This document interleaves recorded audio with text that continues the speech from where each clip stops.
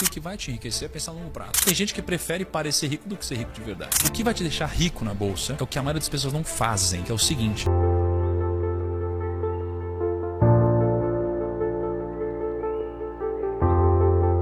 Um conselho que todo mundo fala, cara, você só não pode errar mais do que acertar. Esse conselho tá errado pra mim. Porque num negócio, você só precisa acertar uma vez pra enriquecer. No investimento, algo que desvalorize pode cair 100%. Algo que se multiplique pode multiplicar infinitos por cento. Então, se você de 10 opções tiver uma que multiplicou muito, você vai ficar rico. Se 9 derem errado, você ainda tá rico. Então, você só não precisa acertar mais que errar. Você precisa fazer com que os seus poucos acertos sejam muito mais exponenciais que os erros, tá? As pessoas, elas têm que escolher. E tem uma escolha que você tem que fazer. Não dá pra ter os dois. Sim. Ou você vai, durante um tempo da sua vida, ralar mais do que os outros, parecer mais humilde do que os outros financeiramente, se mostrar menos que os outros, viver menos que os outros, mas depois você vive a vida inteira, ou você vai inverter essa lógica. Então tem gente que prefere parecer rico do que ser rico de verdade. Pô, meus pais, eles foram incríveis, minha família foi incrível, tá? Mas se a gente não teve no ambiente familiar muita coisa sobre educação financeira, a gente não teve isso, né? Então eu recebi 5 mil reais dos meus pais, né? Eu recebi essa grana, que poxa, já era um baita presente, e aí eu fui investir na bolsa, com esse dinheiro que eu Foi se pensei. meter na bolsa. Exato, eu falei, vou ficar rico na bolsa, Pô, né? eu vou dar uma arregaçada. Vou multiplicar esse negócio. Só que pra mim, essa é a parada. Na minha época, aos 18 anos, não tinha muito parâmetro. Você não tinha um monte de Thiago na internet te mostrando o que era um investimento. Então, o meu parâmetro era os filmes de Hollywood, né? Aí você vê um filme de Hollywood, o cara vai investir na bolsa e ele transforma 5 mil em 1 milhão. Só que na realidade não é bem assim. E aí eu achei que isso ia acontecer, ia ficar muito rico. Vocês têm parâmetros. Você sabe que, pô, dá pra ganhar 1%, perder 1%, não sei o que lá. Pra mim, investir era render 10% e cair 5%, né? Assim, era diferente. E aí eu lembro que eu comprei uma ação, e era ação de Petrobras. E aí tinha opções de Petrobras, que eu não sabia o que eram na época.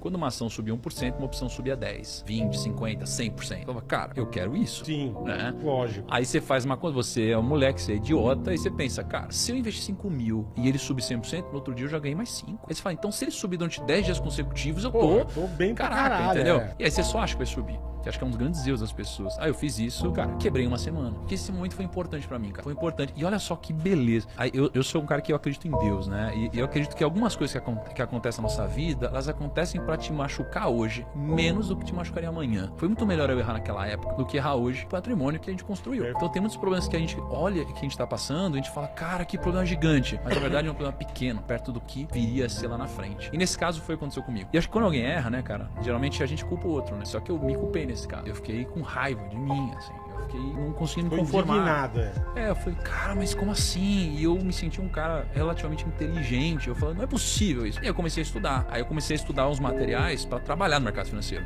Eu peguei material profissional, comecei a estudar, comecei a passar em provas de certificação profissionais. Nessa época eu tava fazendo faculdade. Eu comecei a estudar. E aí quando eu comecei a estudar, eu falei, pô, cara, eu entendi porque eu errei. Na verdade, eu errei em tudo que dava pra ter errado. Mas em resumo, eu tinha sido um idiota, né? Um arrogante, ganancioso e tudo isso. E aí o que aconteceu, né? Eu, pô, tava na faculdade, decidi que eu queria trabalhar. Eu me senti incomodado, não sei, por algum motivo eu me senti incomodado com tudo que aconteceu comigo. Eu queria minha liberdade. E aí, cara, eu peguei, comecei a querer trabalhar no mercado financeiro, comecei a fazer entrevista em vários bancos, e aí ninguém me aceitou. Aí teve um banco que os caras me alopraram no Goldman Sachs. Esses caras me humilharam, assim, na entrevista, sabe? Falando, pô, que vergonha, você não tem vergonha não, você faz faculdade de marketing, cara, você quer entrar aqui, você não tem vergonha não. Cara, eu fiquei muito puto. Só que nessa época, eu já tava muito incomodado, então eu tava trabalhando de barman, de garçom, cara, assim, eu fazia faculdade, a minha faculdade era até as 4 da tarde, aí aconteceu, começou meio que a ruir as coisas, assim, em casa, sabe? Porque meus pais eram muito bons de fazer negócio, de ganhar dinheiro, só que, cara, a gente gastava muito. Com o tempo, cara, a casa caiu. E aí, poxa, vendeu o carro, vendeu não sei o que lá, aí eu comecei a trabalhar de madrugada, de final de semana, era bizarro, assim, eu dormia às vezes 3 horas da manhã, né, porque eu fechava o Outback, por exemplo, eu era garçom no Outback, e nisso, poxa, o banco de investimentos, os caras me negaram, eu fiquei puto, já, aí eu não conseguia mais pagar a faculdade, maluquice, aí eu comecei, eu falei, quer saber, eu vou empreender. Aí,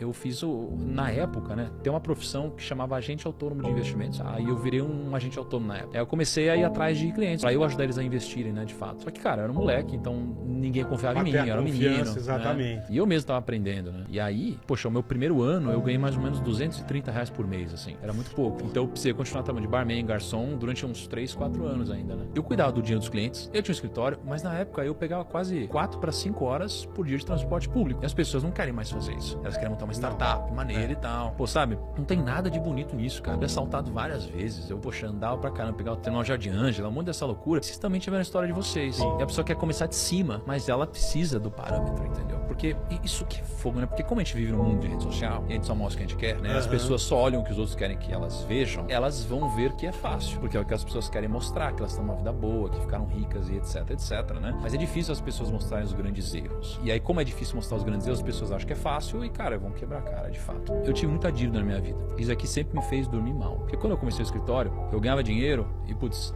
a família tinha alguns compromissos que eu precisava ajudar. E quanto mais dinheiro eu ganhava, mais eu precisava ajudar, né? Então, poxa, era 5 mil, 10 mil, 20 mil. Quanto mais eu ganhava, mais daqui sugava. Então as dívidas me faziam mexer muito, mas, cara, acabaram com o meu emocional por muito tempo. Mas também é igual, não sei se é igual, mas acho que tem um pouco da parada do você ter um filho, você tem que se mexer mais. É sabe? isso aí. Então a dívida também te faz isso, fala, né? Então, poxa, eu comecei a atender clientes, fui crescendo. Poxa, eu tinha uma empresa, tinha um escritório na Paulista na época. Aí eu vendi esse negócio, né, com quase 50 pessoas. Aí eu ganhei uma grana, e aí eu atingi minha liberdade, e aí eu entrei na internet, de fato. Assim, nunca tinha trabalhado na internet, nunca tinha feito nada na internet ainda. As pessoas acham que eu enriqueci, eu ganhei dinheiro na internet. Por mais que eu tenha ganho na internet, eu atingi minha liberdade antes disso, né? Foi por isso que eu entrei na internet, na verdade, porque eu tinha atingido minha liberdade. O problema não é a dívida, né, cara? O problema é a dívida ruim. Por exemplo, a nossa cabeça, ela não tá preparada para morar nos Estados Unidos. Porque lá nos Estados Unidos, a cabeça é que dívida é bom. Aqui a cabeça é que dívida é ruim. Por quê? Onde tá o problema? Tá só na taxa de juros. Que R$1.000 viram uma dívida de quase 3 milhões em 5 anos num cheque especial, né? Se a gente fosse de fato pagar alguma coisa assim. E nos Estados Unidos? Você ganha dinheiro. Você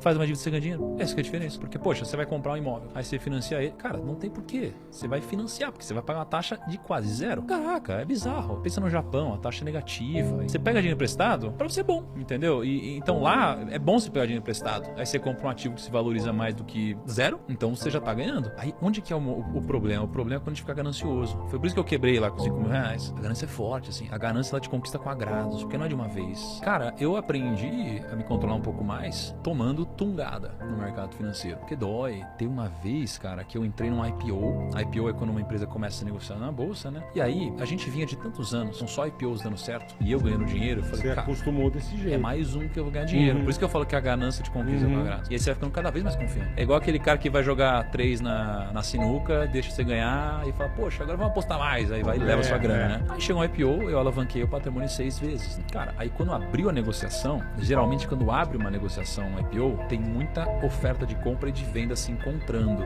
É o leilão de preços, né?